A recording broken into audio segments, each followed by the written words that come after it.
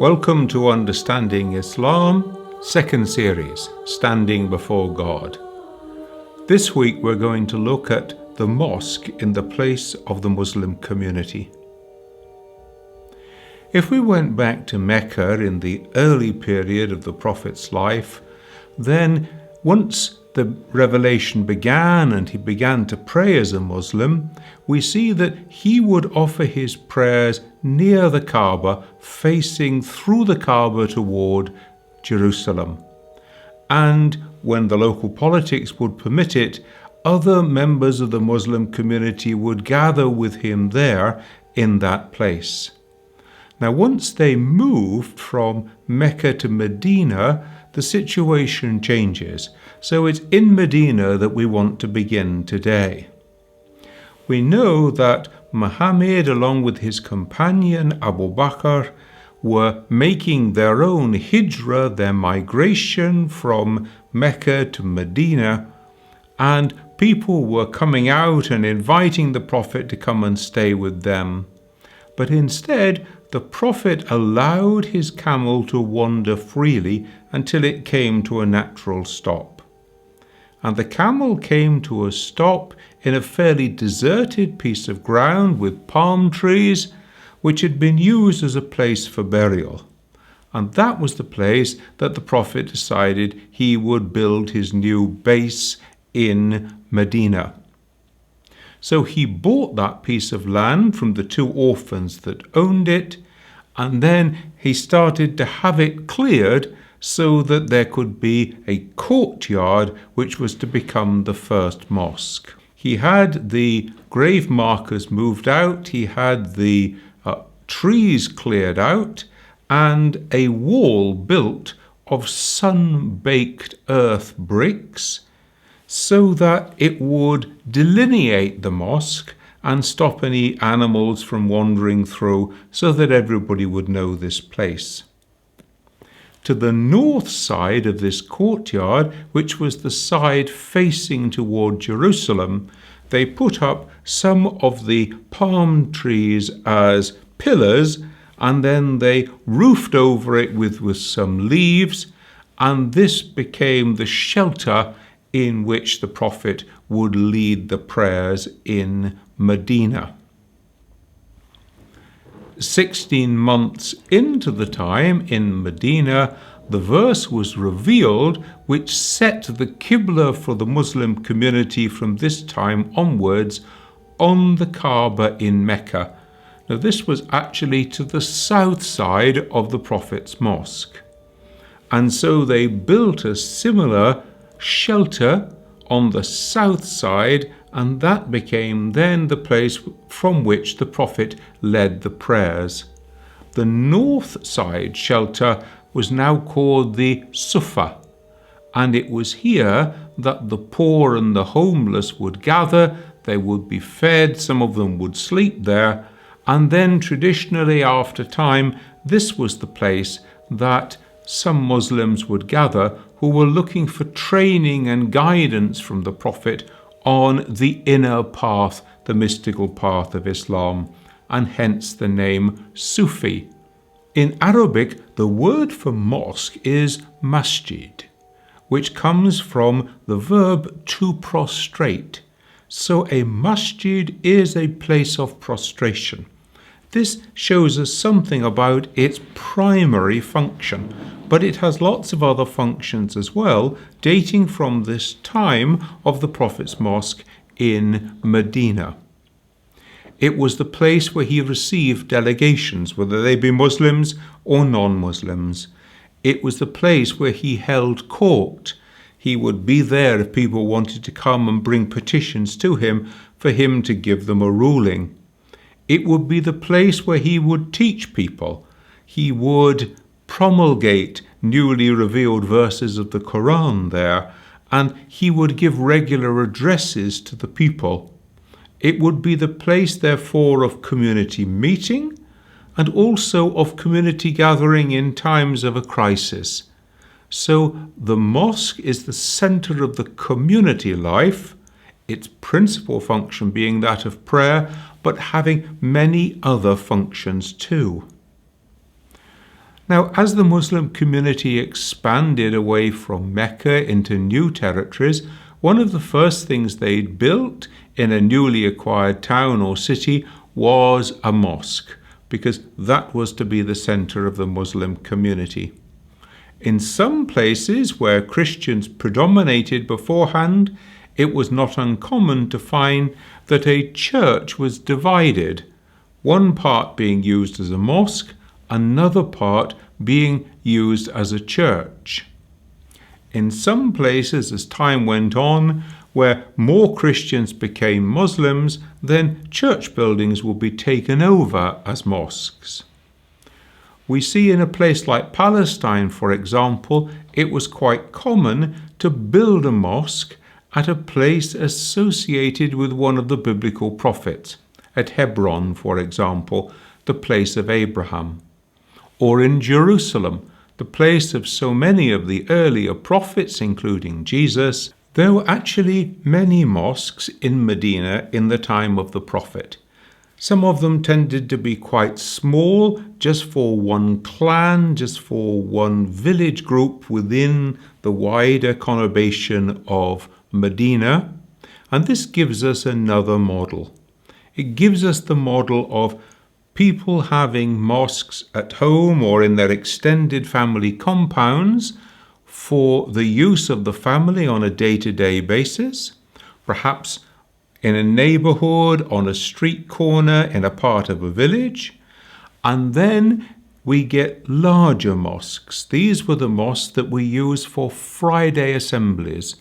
And these small mosques would close for Friday prayer, and everybody would go to the biggest mosque in town, the Friday mosque.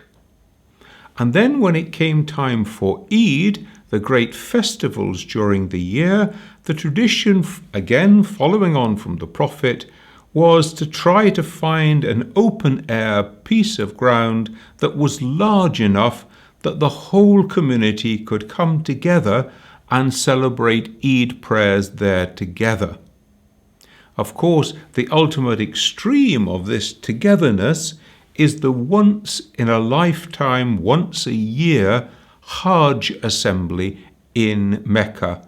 So we can see that the community is living through different experiences, different sizes, as the year goes by, as the community expands. So we see that the mosque then has a function for prayer. It has a function also for education. There is a tradition that in a good mosque, at the foot of every pillar there sits a scholar, and around the scholar sits a circle of students learning in that place. So it became a place of education in small groups and also large lectures, as we would say today. It was also a place for the community, where the community could gather together if there was a matter of importance that they had to discuss. It was the natural place as well for strangers to head to, and strangers would be found in the mosque. If there was nowhere else for them to sleep, they could sleep in that mosque. Somebody would bring them food there. More likely, somebody would take them home and accommodate them there. And so we get the development of the tradition that every stranger, every traveller, has a right to 3 days hospitality in coming into a Muslim community. The mosque is also the place for guidance. It's where you go if you want to seek out wise and learned Muslims who can help you to resolve a certain problem about living a Muslim way of life. It's the place also for circles of remembrance, the zikr circles that we have seen before. And finally, during the last 10 days of Ramadan, it becomes a place of seclusion. The Prophet used to go into seclusion when he would cut himself off from the world. And this seclusion lives on in the Muslim community to this day in what is called ihtikaf, at the end of Ramadan, the last 10 days of seclusion. The mosques are the place where the Muslims gather, all of them. It was absolutely normal in Medina in the time of the Prophet that men and women should pray together as one congregation in the mosque of the Prophet, with him leading them in prayer. And the way that that prayer was assembled became one of the ways that mosques were organized from that time onwards. That is, one single large prayer room with the leader at the front, the ranks of men behind him, and then a space, and then the ranks of women behind them. And the reason for this are reasons of modesty. You see, when people form up in ranks like this, they actually form up touching shoulder to shoulder. And in some schools of Islam, they actually also touch with the sides of their feet as well. Now you can imagine that a man who is praying next to a woman, touching at the sides of their feet, touching at their upper arms, he is likely to be distracted from his prayers. Likewise, a woman praying amongst a group of men. Therefore, so that people could concentrate on their prayer alone, then one single congregation, 2 blocks, a block for the men and a block for the women, one prayer leader who leads them all. And again, the discipline of the eyes is very important. People are taught you are to focus your eyes on the place on the floor where your head will come to rest. And in that way, nothing is allowed to distract from the worship of God. 2 other layouts for mosques become common in Muslim societies. The first is a 2-chamber mosque, in which you've got 2 rooms parallel side by side, one for the men, one for the women, and they are separated. They might be separated by a wall, or they could be separated by a curtain or a partition of some sort.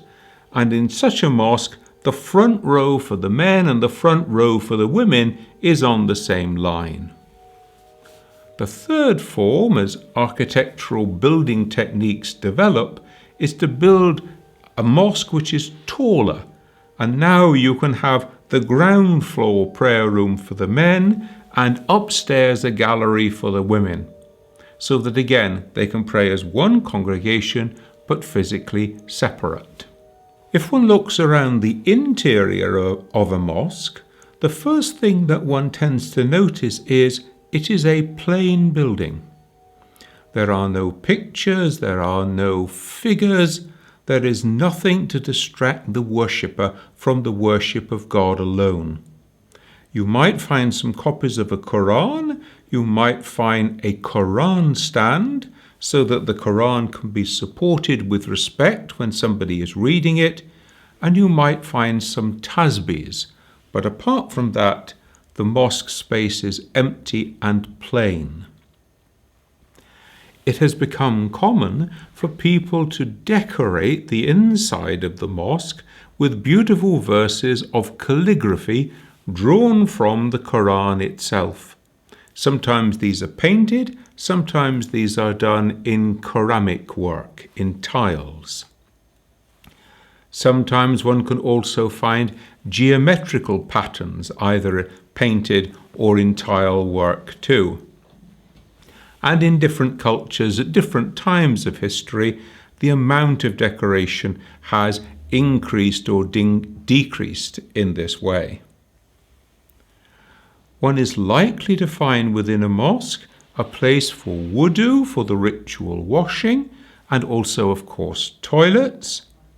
And more today, one's also finding disabled access, disabled facilities, and a lift, for example, to take disabled women to the upstairs gallery, so that mosques, like all public places, should cater for all humankind. Two pieces of furnishing which one can often find within a mosque. The first is the mihrab. The mihrab is a niche which is cut into or built into the wall of the mosque, which is facing toward the Qibla. Now, in traditional societies, if you are building a mosque from scratch, you build it rectangular so that one of the walls is directly facing toward the Kaaba in Mecca. That becomes the Qibla direction, the Qibla wall. Now, into that wall you have the mihrab or niche, which is there in order to mark out the direction for prayer. It also provides a useful place for the prayer leader to pray. And so you quite often will find that the ceiling of these mihrab is curved, a bit like a shell, so that it throws the voice of the prayer leader back into the congregation. Of course, today that function has been replaced with microphones. The other piece of furniture that one will find is a minbar. You see, when the Prophet stood in his mosque in Medina to speak to the people, at first he just used to stand with his back against one of the pillars that held up this shelter on the Qibla side. After some time, somebody brought a tree stump for him to stand on.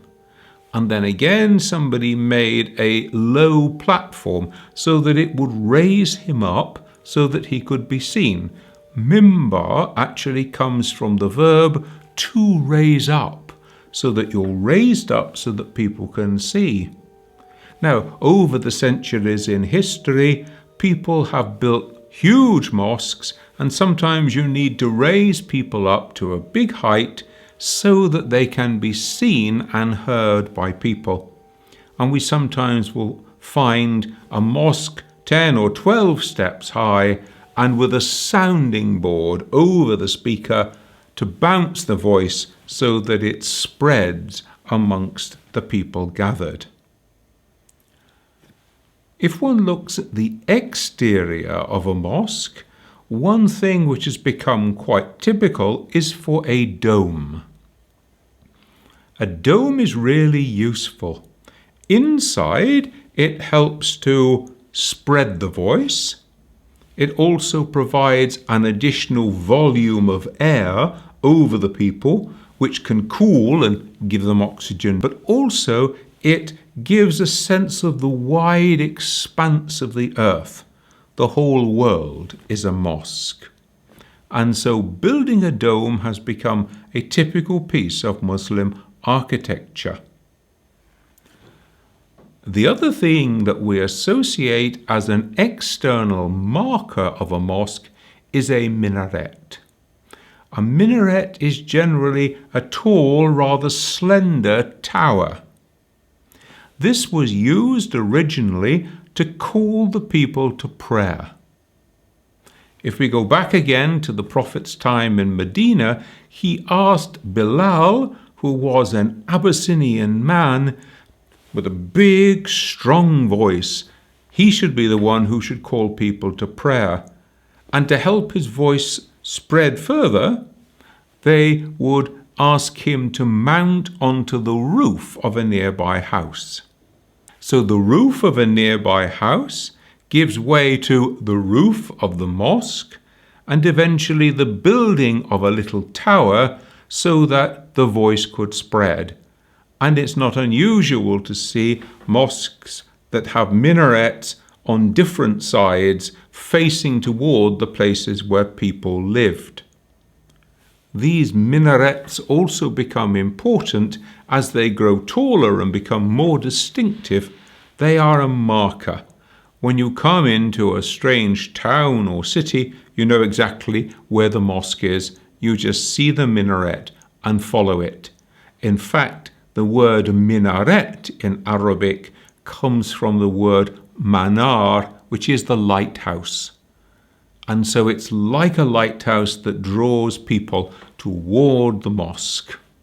The word imam is a word that we often hear in Muslim societies and in Muslim reports. It has 3 different meanings, so we always need to be clear what we're talking about. Firstly, there are the divinely appointed imams of the Shia. Secondly, there are those scholars whose influence is so huge that it spreads down through the generations. People like Imam al-Ghazali. They are also called imam. Those are not the meanings that we're going to use today. The third meaning is the one who leads the prayers. It's the prayer leader. And whenever Muslims gather together for prayer, somebody needs to lead and others follow that leader. Now, if it's a group of women or a group of women and children, then the imam will be a woman. If it's a group of men or it's a mixed group of men and women, then the imam will be a man and he will stand in front of the men's ranks for those reasons of modesty that we've already touched on. So this is the person who leads the prayer. Well, who should it be? It should be the one who is here present, who is most pious and wise. And so one looks amongst the people gathered there, and somebody is asked, please, will you act as imam? Will you lead us in the prayer? There is no priesthood in Islam. There are no sacraments. There are no people who have special powers that other people don't have. The relationship between the believer and God is direct. So any Muslim can act as imam if that person is pious and wise and knowledgeable and knows what to do. So technically, there could only be one time in one's life when one is asked to act as imam and lead the prayers. The situation changes in a mosque where you have people who are gathering regularly, hundreds, thousands of them perhaps, for regular prayers.